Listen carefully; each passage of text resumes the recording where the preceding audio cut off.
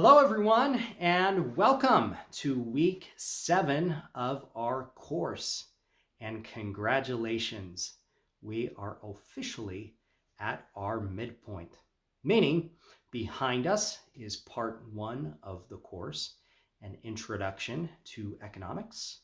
And moving forward in part 2, we'll really be focusing on the macro economy, meaning our macroeconomic theories, models, and variables. We're going to start off part 2 of our course discussing 3 very important macroeconomic variables: unemployment, inflation, and deflation. So let's jump right into the material. The text is going to define unemployment as the labor force 16 years and older who are willing and able to work, are actively looking for work, but have not found a job.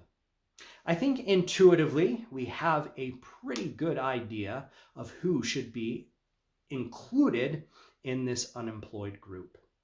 Where we get a little bit tripped up is who is not included in the unemployed. So let's go over these individuals. It includes discouraged workers. And you can think of a discouraged worker as an individual who was actively looking for a job, but has reached a point in their career search where they no longer believe they can get a job. Because they are no longer actively looking for work, they are not part of the unemployed. It includes full-time students who are not actively looking for work. It includes retirees, individuals who are not able to work, and it includes the underemployed. You can think of the underemployed as individuals who either have the human capital or the education to be earning a higher wage than they are currently making.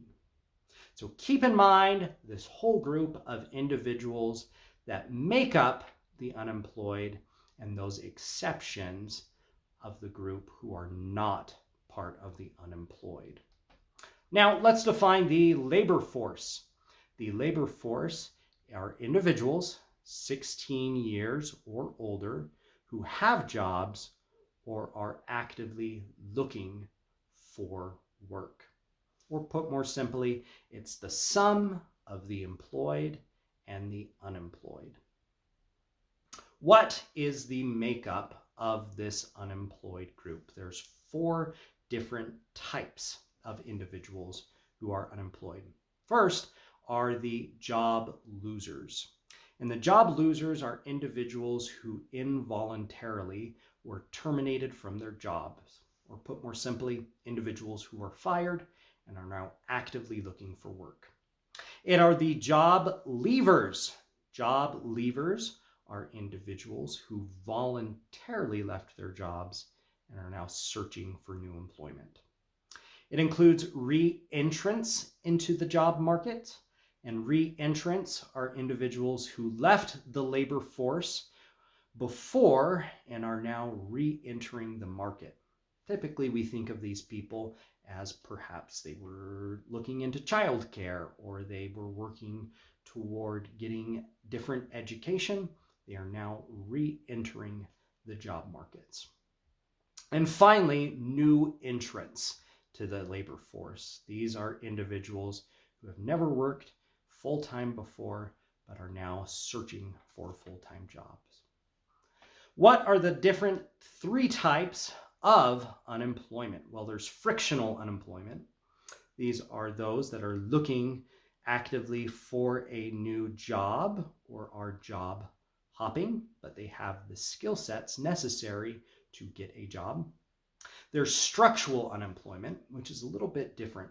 These are individuals who had a skill set which is no longer in demand from employers. So we might think of some rural areas in Utah where the economy was mostly made up of sulfur mining or coal mining. That activity is no longer happening within their economy. They no longer have a skill which is in demand, and they are part of this group of structural unemployment. And finally, there's cyclical unemployment. And cyclical unemployment is the unemployment that happens as part of the business cycle. And if we remember the business cycle, it's the idea that our economy goes through expansion, reaches a peak. Once it reaches that peak, eventually it goes through contraction or recession until it hits a trough. And then when it hits the trough, it begins that cycle again. When it goes through that contraction or the recessions and into the trough, there is naturally some unemployment that follows with that economic contraction.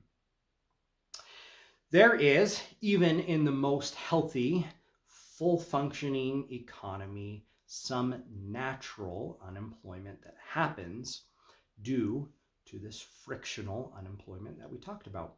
Individuals that left their job and are looking for a new job is going to happen no matter how healthy our economy is.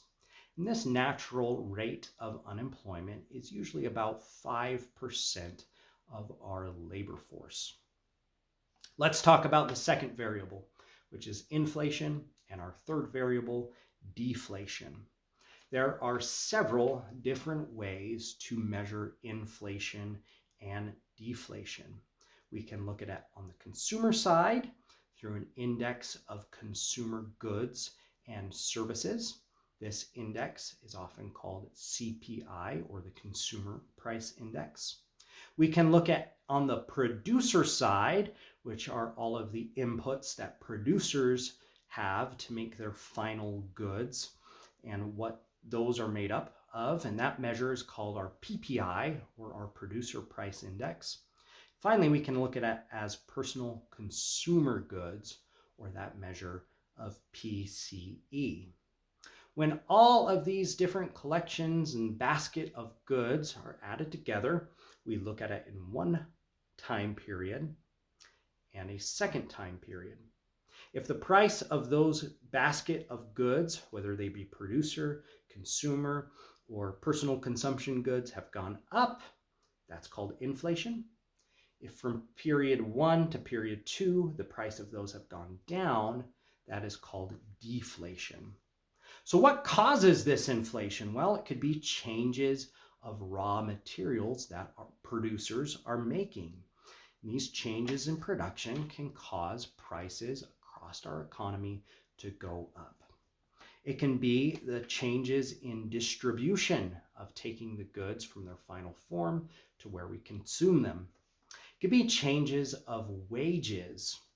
And finally, it can be changes within fiscal policy, meaning our fiscal policy has either increased the supply of money or the velocity of money has increased. And you can think of the velocity of money as how often money changes hands from one consumer to the producer to another. This is where the Federal Reserve comes in. The text isn't going to cover this, and we're going to cover it towards the end of our course. Because inflation is in the news so much, I want to talk a little bit about the Fed funds rate. And the Fed funds rate is the rate, or the interest rate, that all other interest rates are based off of. And when the federal government increases that interest rate, what they're trying to do is discourage the velocity of money. And if money isn't exchanging hands as often because these interest rates are higher, eventually that will cool inflation. So that is why they increase typically this Fed funds rate when inflation is high, which we've been seeing month after month after month here regularly. I hope that helps you as you read through chapter 7. As always, if you have any questions, feel free to let me know. In the meantime, we'll talk soon. Thanks.